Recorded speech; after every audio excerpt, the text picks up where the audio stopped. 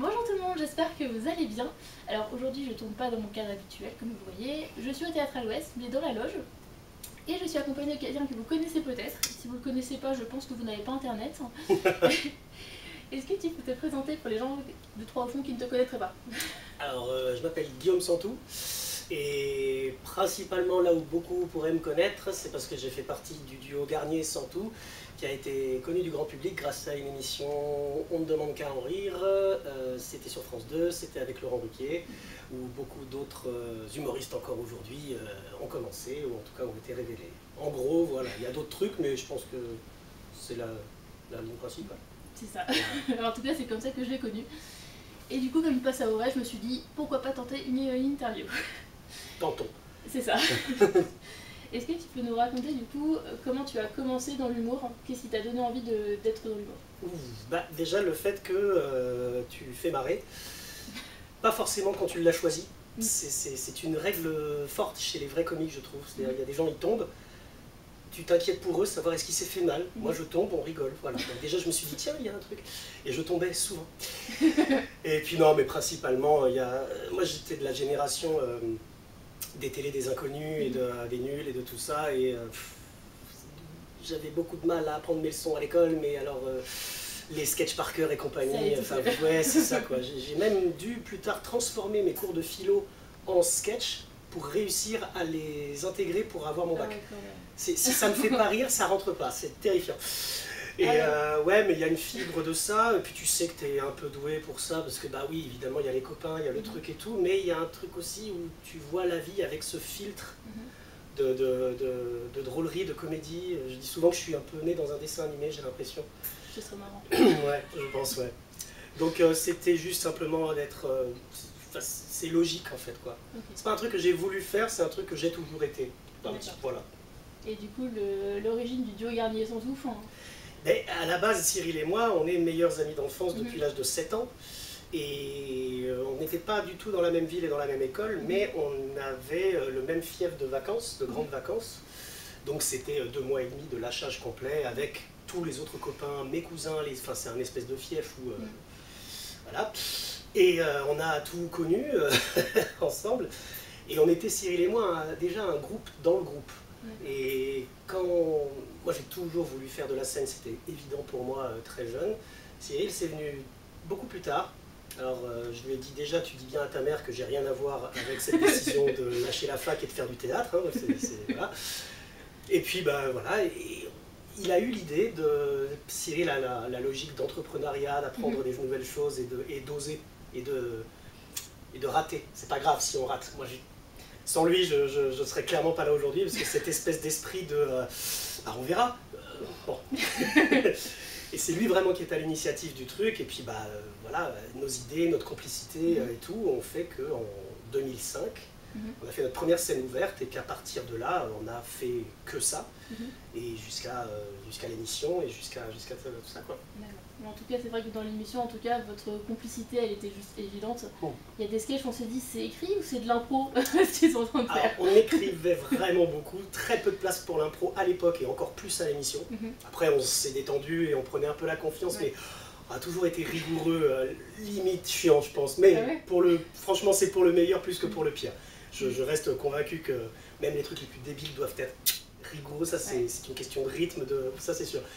Mais à des moments, voilà. J'aimais bien à la fin, quand, notamment dans le dernier spectacle, Garnier contre Santou, j'avais prévu une fenêtre de conneries, mais je ne lui avais pas dit.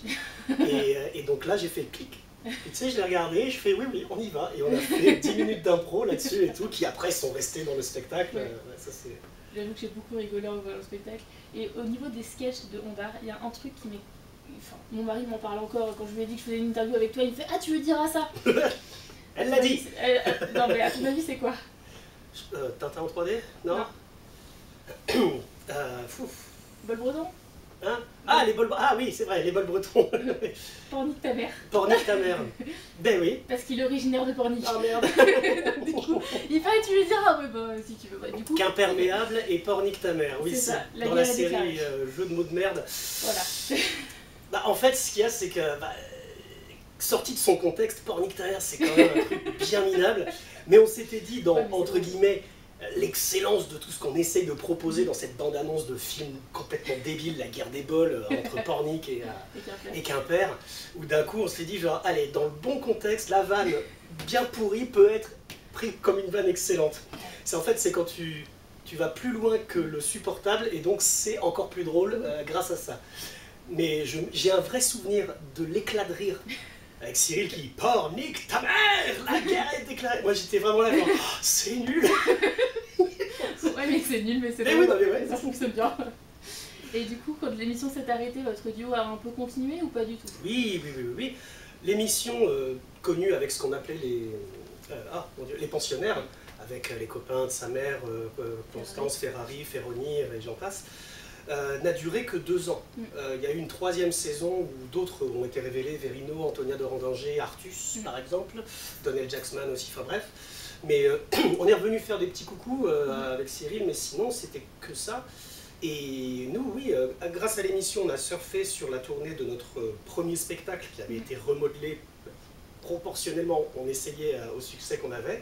Et très rapidement, on a écrit le 2e qui était Garnier contre Santou, où là on revenait notamment sur notre histoire d'amitié et sur tout ça. Et tout se passait... Est-ce que tu meurs, c'est ça? Oui, c'est... Et puis, tout se passait divinement bien, on a fait un super succès à Paris, la tournée s'annonçait sublime, et tout était... Enfin voilà. Et j'ai eu une opportunité de rôle au théâtre qui ne se refuse pas, et évidemment, Cyril l'a compris et ne m'en a pas empêché, comme je ne l'en aurais pas empêché, puis ça n'a... C'était même pas évidemment dans les papiers, mais il y a eu un truc quand même. C'était très compliqué pour moi, et je pense que ça n'a pas été simple pour lui. Mais on est toujours extrêmement copains, et tout va bien. Et donc c'était pour le rôle d'Edmond, la pièce d'Alexis Michalik, donc en 2016. D'accord. Voilà. Et du coup, après le théâtre, qu'est-ce qui t'a amené à faire du one man?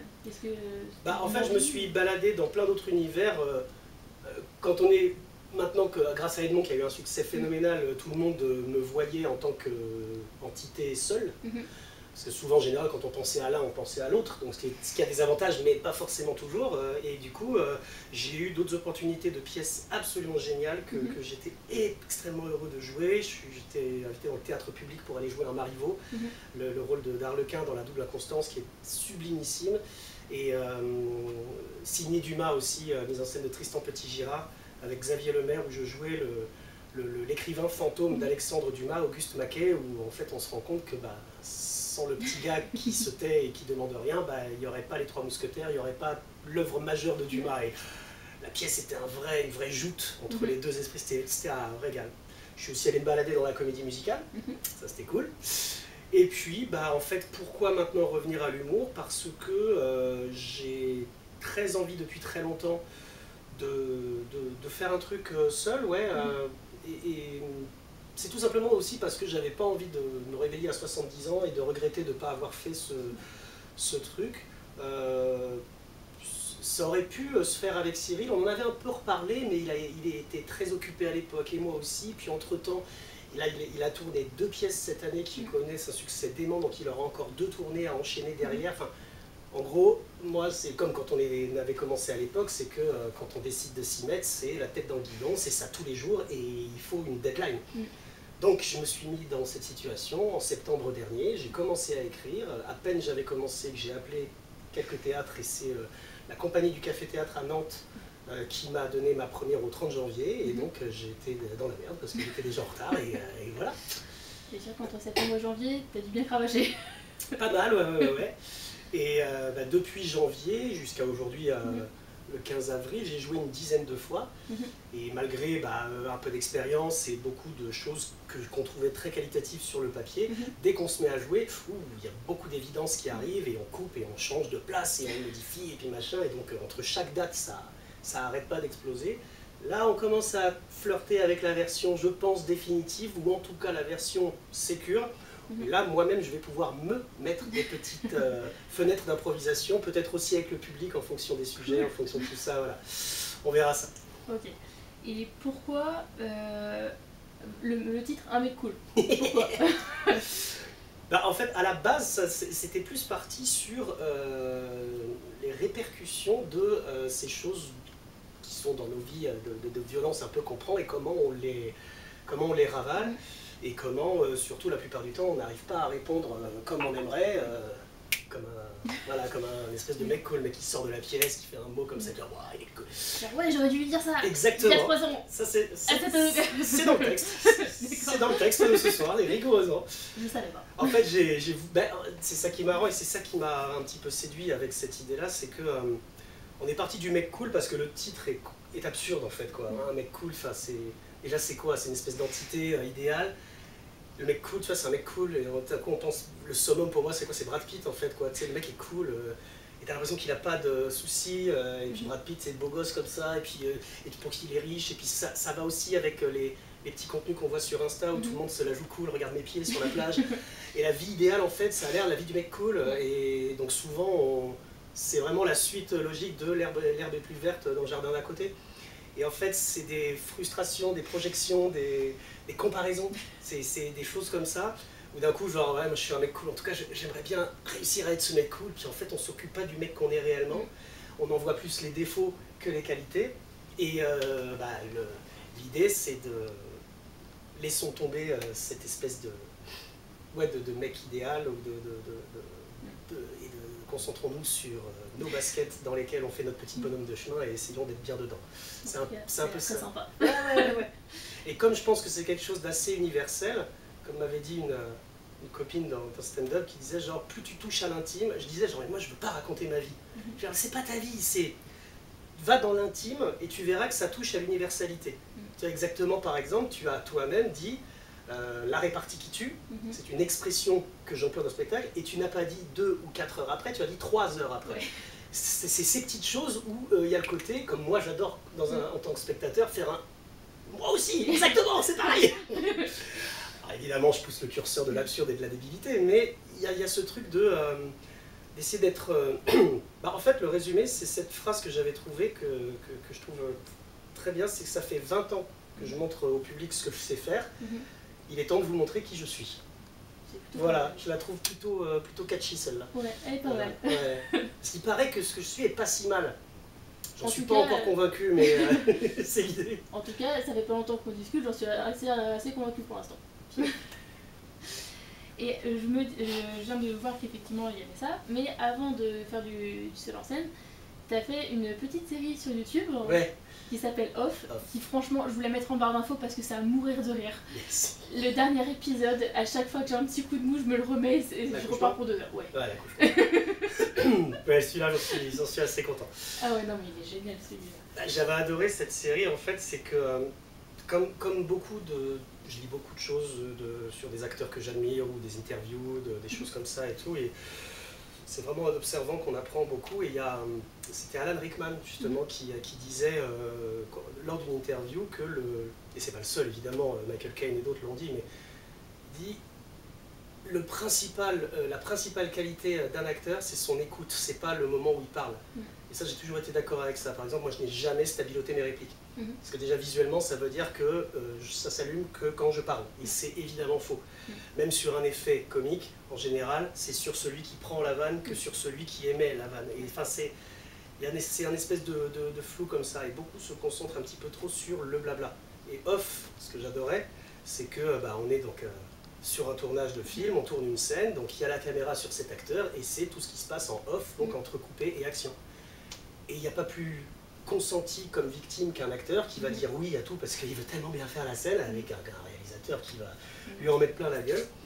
Et ce qui m'éclatait, c'était l'écoute d'un mec où il y a tout le monde qui parle en même temps, qui va s'en prendre plein la gueule, mais qui dit oui. Enfin, je trouvais ça, le mec subit tellement, et je trouvais ça très, très rigolo. Alors, en gros, il y a une dizaine d'épisodes et c'est vrai qu'à chaque fois, il subit, effectivement. Et d'un coup, on voit des films avec des scènes de baston, dont il y a des gifles, des scènes intimes, des scènes, une scène d'accouchement où là, pour le coup, je suis moi en train d'accoucher.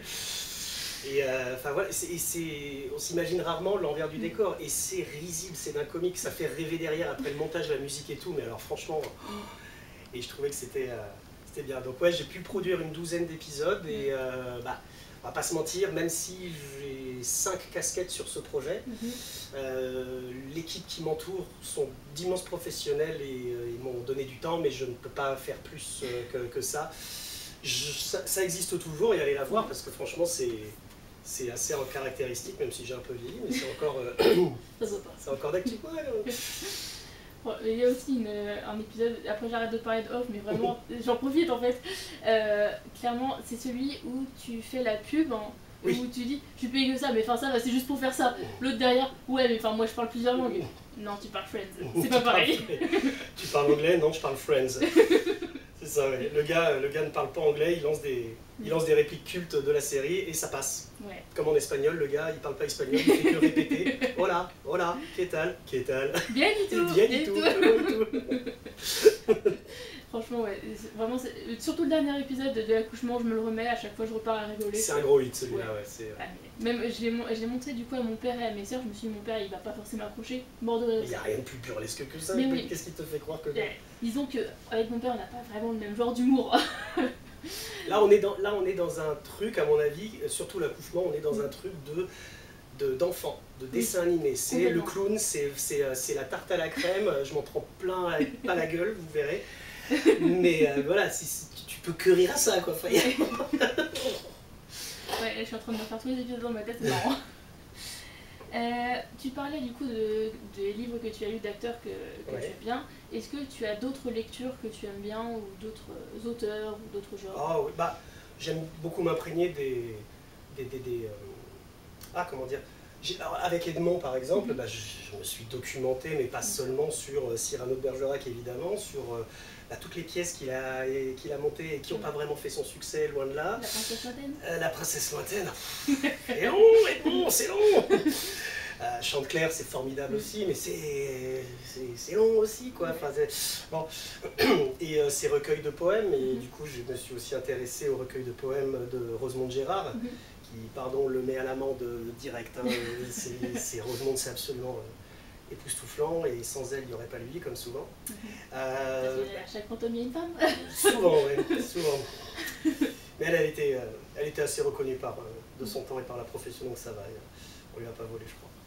Il y avait, Dumas aussi, j'ai découvert tardivement en fait l'hallucinante modernité, ce côté... en fait, à l'époque, ils écrivaient en feuilletonnant dans les journaux, donc forcément, il fallait un cliffhanger de dingue à chaque chapitre, et en fait, c'est un film hollywoodien, déjà Les Trois Mousquetaires, ou même toute la série, c'est absolument dingue, quoi.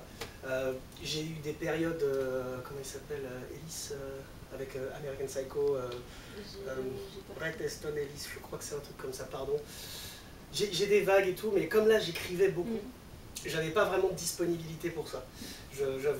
Mais il y a longtemps que j'ai des pièces, ouais, mais après les pièces, j'ai plus plaisir à les voir maintenant qu'à les lire, juste pour les lire.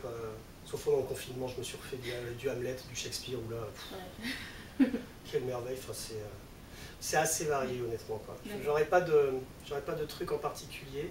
J'ai dévoré par exemple, oh là là, j'ai plus l'autrice, je suis absolument navré. C'est l'histoire de cette petite gamine qui est une star de YouTube et qui se fait kidnapper. C'est sa mère qui oblige les gamines à faire des vidéos, elles ont des millions de vues. Et ça a été adapté en série. C'est pour ça que ça me parle du coup. Je sais plus, pardon, j'aurais pas dû si j'avais pas les infos, j'aurais pas dû parler. Un petit pénac aussi de temps en temps, ça fait plaisir. Mais je suis vraiment aussi du genre à aller à ma librairie et à parler avec le libraire, à regarder les petits post-it de notre personnel qui dit, et à me laisser avoir par un résumé, et puis d'y aller comme ça. Ouais. Ça m'est arrivé 2-3 fois aussi. En général, j'ai toujours des bouquins sur mon téléphone. Ouais. J'ai toujours des bouquins sur moi, vous le savez. Hein. Parce que si je devais tout avoir à côté de moi, punaise, la pire que ce serait. Le dernier super truc, c'était numéro 2 de David Fuenkinos, qui raconte l'histoire à l'époque du casting en 99 où il cherchait le môme pour jouer Harry Potter au cinéma. Et bien numéro 2, l'histoire du livre du gamin qui n'a pas eu le rôle. Et David a fait, il y a de la documentation mais aussi beaucoup de romans. Le truc est absolument génial. Et elle est actuellement au théâtre à Paris avec notamment Axel Orion qui joue l'enfant, donc voilà, il se balade dans les époques et tout. Il est nommé en révélation masculine au Molière de cette année, d'ailleurs. Et la troupe est super, l'adaptation est vachement chouette, et donc il y aura de la tournée, les gars, faites-vous plaisir. Cool. Et du coup, donc, là, tu commences la tournée de Un mec cool.